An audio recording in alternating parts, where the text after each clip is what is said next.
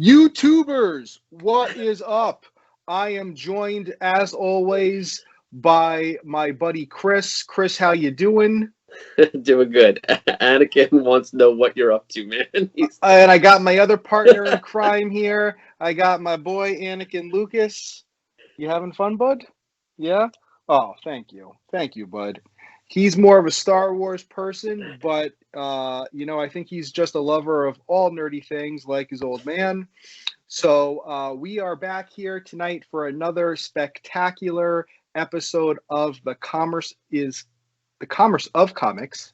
I guess I'm kind of tired. We are kind of filming this late at night. Chris, you've got familial duties to attend to. I am up working late, and nights like this that we're recording kind of late at night, I like to sip on my G Fuel to keep me going. Shameless plug, kids. Well, I guess I should say that they're not a sponsor yet, but I do enjoy my G Fuel. You've probably seen them like myself around New York Comic Con. Check out their latest, the Sonic Peach Rings. Does a body good. Keeps you up late at night when you're doing these YouTube video recordings. So, without further ado, we are back here again to round out our Justice League series of videos. As you know, we did Green Lantern, we've done Wonder Woman, we did Superman. Last week we did Batman. Now we're back to finish off the Justice League with some Flash and Teen Titan issues. Basically, kind of issues I think you can do on a budget. I don't think either one of us has some real bank busters, right? Not too. I got a couple slabs. I think, like most DC books, it's all fairly undervalued, and I mean, it's once you get out of the big three for DC, you can grab these books somewhere along the lines in a decent grade for the collection, nice, for the wall, everything like that. So, Chris, I gotta say right now, I know we're still recording, but you're every time you move your hand, you're like shaking the iPad there. I think it's looks like tremors, like an earthquake. Let's see. There we go. I need to. You're too big. You're too big, man. You're like, oh my God, you're huge. Oh boy, this guy is tired. Do you get the extra? Do you get like the extra like small? Do you have your wife like wash them in like extra warm water to shrink them, or are you just like eating your spinach every day? What are you doing, buddy? I'm shoveling snow, and this from the guy that gave his dog a middle name. All right, give me a break. Hey, I mean he's an Anakin Lucas. That's all I gotta say. He likes Star Wars. All right. So without further ado, let's get started. Chris, you want to go first, or you want me to go first? Sure, I'll go first. Take it away. I got a couple slabs here. I'll do two. So like I said, I think these are undervalued, but so DC Comics presents number 26. The problem is with a lot of these DC books, the covers aren't doing them a lot of favors, but this is the first appearance of Cyborg, Starfire, and Raven. They're pretty heavy hitters for DC, for the Teen Titans. Cyborg, obviously, he's a card carrier member of the Justice League. I mean, he's been in there for years. I mean, I just think for, whatever the Marvel, comparison is, I mean, this book is pennies on the dollar. I mean, and you can get a nice high grade for, I haven't looked up everything, but I mean, I think really like a few $100, and it's a nice book for the collection. It's just the problem is it's just that cover. It's just you don't have the characters you want like front and center or at all really. So, but I think it's worth getting. I mean, these books got to pop eventually. I mean, I was looking on eBay today. I mean, even the comic book cards are starting to pop. It's like, so how far behind can these books really be? So So that's one. I say go Good get it. info. Yeah. All right. Can't I go think I wrong. will. I really watched Titan show, and the next one we're going villain, New Teen Titans #2. I mean, fan favorite, Deathstroke. First appearance, first cover. Technically, he's in shadow, I'm sure as everyone knows. But I mean, this is a wall book all day in the shows. You know, when we finally get back there and really start going to things again, I think this is another book. I mean, both these books are relatively, what are they from? DC Comics Presents from 80, and this one's from 80 as well. So, I mean, they're pretty new, but when you start looking at books from the 80s, yeah, they're high print runs, but people were just kind of taking care of these things about 80, so they're out there, they're in high grade, and when you start looking at them, it's, you know, the correlation to the Marvel books is they're really affordable, you know. And Deathstroke, I mean, I don't know what the casting is for him at this point. I know he popped up at the end of Superman, Batman, but Yeah, I heard they Manganiello. Yeah. recast him. We'll see what Yeah. goes on. I mean, he's an awesome character. I think they can do a lot with him. And we spoke about one of our other videos about Ravager, his daughter. I mean, they could do all those books. I think are worth getting for Teen Titans. Yep. Wow, sounds good, man. That's George Perez too, right? Yeah, absolutely. Can't So go wrong. I got a little bit of that myself coming up later. But to start things off for me, I'm gonna stick with Teen Titans, but I'm gonna jump light years ahead from the early 80s to 2006. So we've got Teen Titans number 38 from Volume 3. And this is the first appearance of Enigma, which is the Riddler's daughter. So Edward Nigma. Enigma is his daughter. We got Tim Drake as Talon, and we've got the first cameo appearance of Osiris on the cover there. So this is dollar box all day. Found this in a dollar box myself at a local comic shop.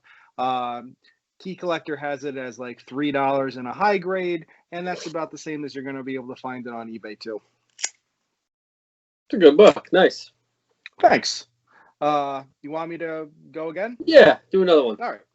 All right. Well, actually, I'm not just going to do one. I will do two, and I'll hold them up at the same time. So I'm actually keeping with that same volume. So we've got volume 3 again of Teen Titans. We've got issue 38. Now we've got 39 and 40. So 39 here we've got, and these are from 2006. It's the first full appearance of Miss Martian, aka Mgan Mraz, if I'm pronouncing that correctly. So Close she's a enough. and she's a shapeshifter from Mars, Miss Martian. And this is also the first appearance of Bombshell, who has quantum powers like Captain Atom. This is going to be about $5 in a high grade. eBay looks to be about the same. I found it for a little less than that. I actually got all three of these, 38, 39, and 40 in a local comic shop in like a dollar drawer. So that's 39. And then you got 40, and there you got Miss Martian right there, front and center. This is her first cover. And that's about it. That's a key issue just because it's her first cover. And again, this is going to be about, $5 all day, eBay or, or your local comic shop. Nice.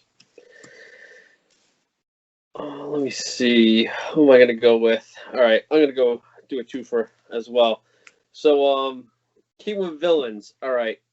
I got New Teen Titans 22 and New Teen Titans 23. So this is the first cameo and first full appearance of Blackfire. I think she also goes as Commander, and this is Starfire's evil sister. And I mean, I'm not sure. I haven't been able to watch I got HBO Max. I haven't been able to watch the Titan show yet. So I'm not sure if these characters have been in there, but I know they went through the crossover with Crisis on Infinite Earths with the CW shows. So, It's all kind of canon at this point. So it's just a matter of time. I mean, I hope DC gets their act together and they start bringing in, they got to get out of the big three and really start bringing in some other characters. And, I think I hear good things about the Titan show. So I would think they would bring in some of these characters. And if Starfire's in the show, I can't see her sister being too far behind. And again, like you said, dollar boxes. This is actually a quarter, but it is effed. So, it's they're out there. I say go get them. What the heck? Nice. The hardest thing about the Teen Titans book is like there's new Teen Titans, there's Teen Titans, there's Titans, there's I There's think what Teeny volume Titans. 2 is. It's kind of like you just got to make sure you're getting the right books. I mean, this is where Key Collector's nice. It shows you the covers, things like that. They're not 100%, but they're like 95%. So you got to watch what you're doing, but it helps you out a little bit. No, absolutely. All right, next for me, I am going to go back in time a little bit to 1980. So we got 1980. We have The Flash, number 289. Now, this is on Key Collector, and it has nothing to do with the fact that it's a Flash key issue. But this is actually the first drawings by George Perez for DC Comics.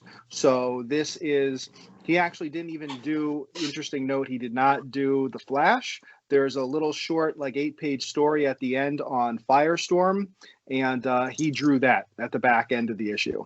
But this is a key issue because it's George Perez's first work. And so I was able to pick this up for $3. I'd say it's like, fine, very fine condition. But it's about $12 in high grade going on Key Collector. And from what I saw, it's more like, $10 or something like that on eBay. So just cool for the collection because fan of George Perez, who isn't, and his first DC work. Nice. This is why we do this, man. I had no idea about that book. I gotta look for that now. All right. Local comic store. Yeah. It's you. All right. Let me see. Round out Teen Titans again. This is a great book. First appearance of Dick Grayson as Nightwing. This has become a fairly big book, but you can still get them out there. I probably have like 3 or 4 copies of this. They were in the dollar boxes, $5 boxes not too long ago. They popped a little bit. You can still get a high grade. For something that connects you to Batman, Nightwing, everything like that. It's you see what like the Kate Bishop book is doing when she became Hawkeye, and you look at a book like this and this iconic story by George Perez and Marv Wolfman, and it's kind of a crime what these things are going for. But I would get them now because, like I said, everything's popping. You don't know what's going to be a price correction or what. By the time you get the shows, and you can walk in, you might see 50 copies of this, but it's I don't know. I love this book. I love this cover, the artwork, the story. It's I don't know, just iconic. No, it's awesome, man. And that's a Nightwing, great character. And I'm kind of jealous of that book. Like I've said before, kind of jealous of some of those books. That's definitely one of them. So I got 4 of them. We'll work out a deal. Do a little trade. Absolutely. All right, well, I'm sticking with some Teen Titan again to round out the end. I'm actually just going to blow past one issue, and I'm just going to quickly mention that my buddy Chris here had talked about this book way back, I believe, in episode 2 back in October-ish, end of October. Something like that. And this is the New Titans number 5. This is the first full appearance of Trigon the Terrible, Raven's father. So this is from 1981. And want to hear more about this one, watch the episode. Chris, you also talk about, I think, his first cameo in that. But one book you didn't talk about is this one, which is Teen Titans number 5, volume 2. So this is from 1985, and this is the death of Trigon. So this is, again, found this in a dollar box, local comic shop. This is about $5 in high grade, also about the same from what I saw on eBay. So not breaking the bank here, but key issue. That's a good one. Tough black cover, but spoiler, like he comes back. Yeah. Pretty much. Let's see. You want to go get into some Flash? What do we got? Yeah. Well, the only Flash book I was doing for this episode was the one I already did. I have one book left, and it's another Teen Titan book. All right. All right. So you want to go or you want Titans? Finish up Teen Titans. I'll round out a couple Flash books here. So for my last book here, we've got New Teen Titans number 7. So this is from this is from the volume 1 where you had issue 5 was the first full Trigon. So now this is issue 7. This is from May 1981. Does that ring a bell to you, Chris? It does. So this is the origin of Cyborg, and it's also the death of Cyborg's father, Silas Stone. So again, this cost me $2. Found it in a bin at a local comic shop, and it's more like $12 high grade. Interesting note, though, this is, for the most part, these books that I've been showing have had about the same value from what you see on Key Collector and eBay. This is really the only one that varies because every one of these old books I've shown so far has been a newsstand, and this as well as a newsstand. This one in like near mint condition, especially a graded one, is actually going for a lot more than this. I just saw this earlier today for $75 and a 9.8 on eBay. So this isn't 9.8, but I'd say it's probably around like a 9.0. So debating whether or not to get this graded, but for $2 it was a steal. So yeah, happy to add it to the collection. Nice. All right, let's get a little Flash stuff. All right, so let me see. Pretty much all the Flash are expensive, except for, I would say, this guy, Impulse. So this is Flash number 92.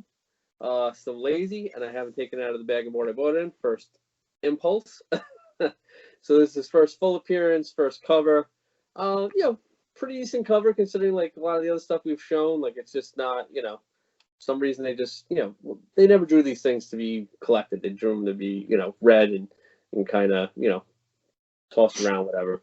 But he's a solid character, nice speedster for the collection.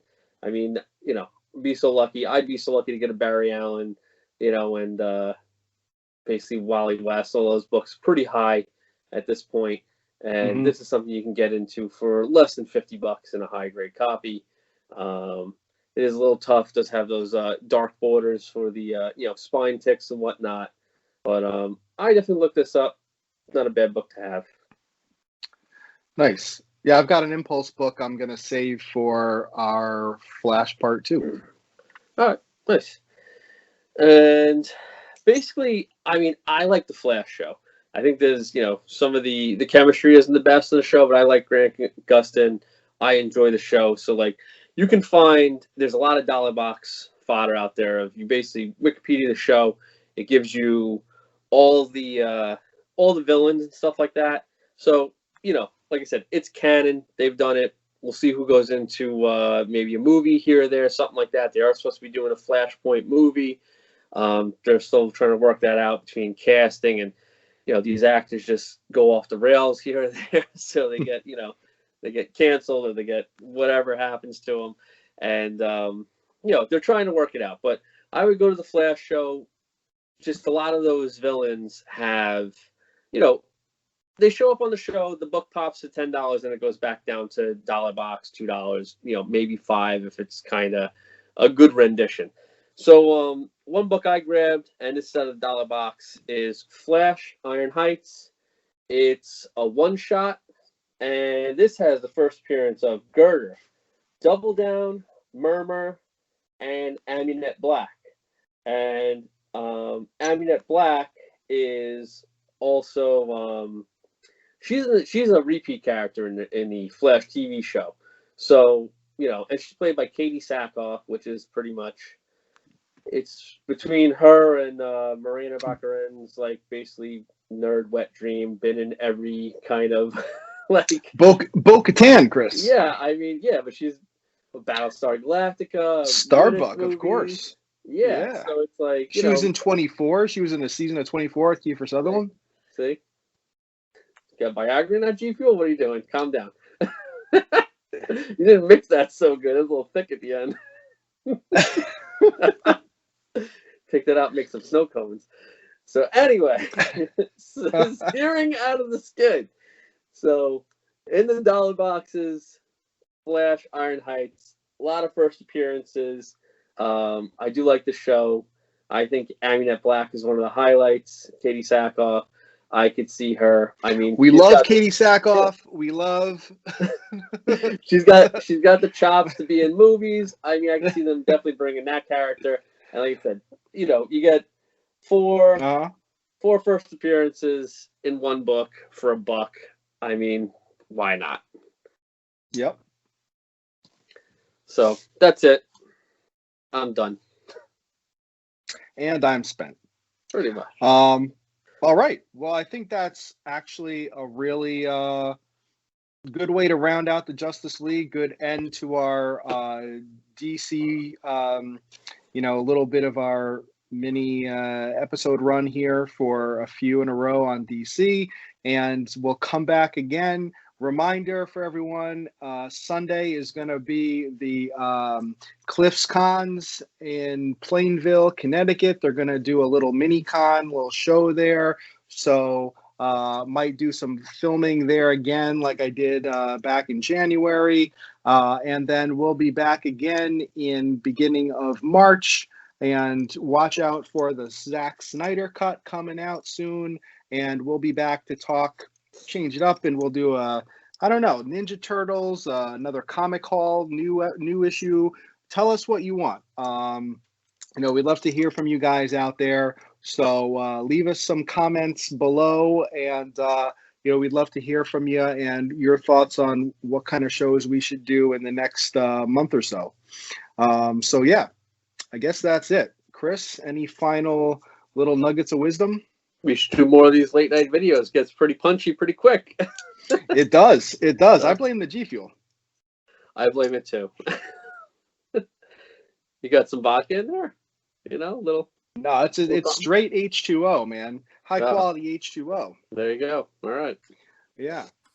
All right. Well, let's end this before we get in trouble. Yeah. All right, kids. Until next time, stay safe, stay nerdy.